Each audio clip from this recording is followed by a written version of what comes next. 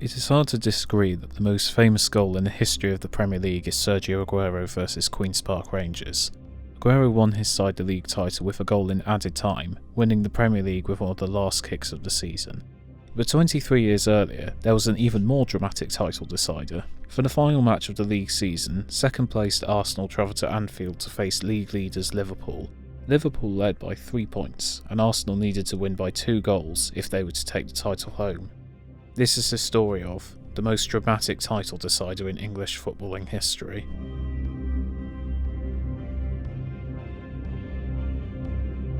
The 1988-1989 season was the 100th anniversary of the Football League. Liverpool and Arsenal were originally meant to play this fixture on the 21st of April. However, on the 15th of April 1989, 96 Liverpool supporters were killed in the Hillsborough Stadium disaster, and the match was postponed out of respect to Liverpool. The only available date for the fixture was the 26th of May, a date 6 days after Liverpool were to play the FA Cup final. George Graham's Arsenal side had led the table for the majority of the season, even leading by 11 points at one stage. The Gunners had not won the league since 1971, when their manager Graham was still playing for them. They had thrown their lead away, however, after a poor run of form, and Liverpool pounced ahead of them. Liverpool won the FA Cup on the 20th of May, defeating neighbours Everton by 3-2. The fixture against Arsenal was a chance for them to take home their second double in 4 years. Going into the game, Liverpool were first on 76 points, with a goal difference of plus 39. Arsenal was second, with 73 points and a goal difference of plus 35. Arsenal needed to win by 2 goals to claim the title, as such a result would bring them level on goal difference, but take Arsenal ahead due to them having scored more goals than Liverpool. The game, played on a warm evening, had the kick-off delayed as Arsenal fans were stuck in a traffic jam. Arsenal lined up with a 4-5-1, with David O'Leary as a sweeper. This tactic allowed fullbacks Lee Dixon and Nigel Winterburn to advance forward. Liverpool lined up in a standard 4-4-2. The first half of the game was a stalemate, with both teams cancelling each other out, and Arsenal only really had one chance that was of note, missed by Steve Nicol. Liverpool striker Ian Rush was forced off the pitch with a groin injury, and at half-time the score was deadlocked at 0-0. Liverpool only needed to hold out the Gunners for one more half and the title would be theirs, but they were soon left with their tail between their legs.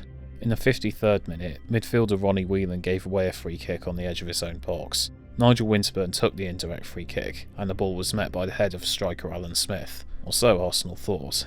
Liverpool players protested to the referee, claiming that the indirect free kick had to be retaken, as they felt the ball had not actually made contact with Smith's head. The referee consulted with his linesman but stuck to his decision and gave the goal.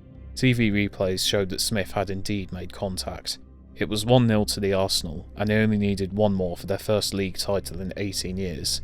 Mickey Thomas had a chance to get this goal, but he snuffed his shot into the hands of Bruce Grobbelaar. Arsenal, hunting for the second goal, switched to a 4-4-2 to facilitate the attack they needed. Liverpool suddenly turned on the gas as they looked to ward off the scare. Ray Houghton hit a ball wide, and John Aldridge briefly thought he had saved the title, only to be flagged offside by the linesman. The clock hit 90, and Liverpool were on the verge of title number 18 and a double. Liverpool desperately tried to kill time to see out the game. In the second minute of injury time, John Barnes ran with the ball, but he was tackled by Kevin Richardson, who passed the ball back to Gunners keeper John Lukic. Lukic gave the ball to right-back Lee Dixon. Dixon played a long ball forward, which was controlled by Alan Smith. Smith hoisted the ball into the middle, where Mickey Thomas ran onto it. Thomas managed to get the ball past Steve Nicol and found his way into the box. One-on-one with Bruce Grobbelaar, Thomas tucked the ball into the bottom corner, silencing all of Anfield but the North London contingent. Thomas did a forward roll in celebration before being mobbed by his delirious teammates. A stunned Kenny Dalglish looked on with a 1,000-mile stare from the touchline. Liverpool sprinted forwards in the dying seconds, hurling a ball desperately into the box. However, it was intercepted by Thomas, who passed the ball back into the arms of Lukic. The ball was kicked back into the Liverpool half, and the final whistle soon went. Arsenal had won the league in an unimaginable manner. Brian Moore's commentary of Thomas, "It's up for grabs now," is an iconic piece of commentary cemented in Arsenal folklore. Arsenal lifted the First Division title in the air in front of a stunned Anfield. Afterwards, George Graham stated, "Nobody outside of Highbury expected us to do it, but when you lose belief, you might as well get out of football." Arsenal went on to further success under Graham, winning another First Division title in 1991, as well as a domestic cup double of the League and FA Cup in 1993 and a Cup Winners' Cup in 1994. Liverpool recovered to bring the league back the next season, but many see this as the beginning of the end of the club's dominance that had been there for so many years. After winning the league in 1990, the Reds will not do so again for another 30 years. Kenny Dalglish resigned as manager in 1991, owing to exhaustion, and the club was left in the wilderness for some time. The game showed the world the potential of live football, with it being screened live on ITV.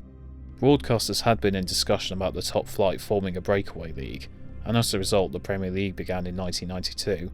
Without the luck of such a dramatic game being broadcast on live television, this may not have happened. Perhaps the most interesting piece of trivia from this story is that 2 years on, Mickey Thomas signed for Liverpool after falling out with George Graham. He paid Liverpool back by scoring in the 1992 FA Cup final against Sunderland, helping them bring home the trophy. People will always speak about Sergio Aguero's winner against QPR, but to have the league title decided in a match between the top two teams in the dying minutes is a once-in-a-lifetime spectacle that deserves to go down in legend.